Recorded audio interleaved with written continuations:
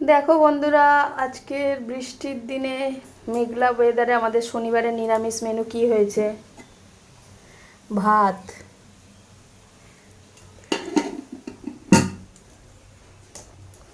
এটা হচ্ছে লাউ পাতা বাটা, এটা বেগুন ভাজা,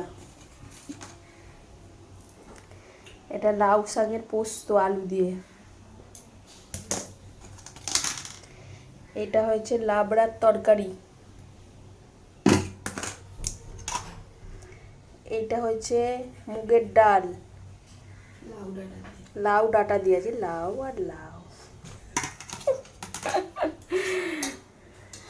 এটা হচ্ছে আলু ভাতে, ওটা হচ্ছে ছোলা দিয়ে কচুর শাক নিরামিষ। দাঁড়াও।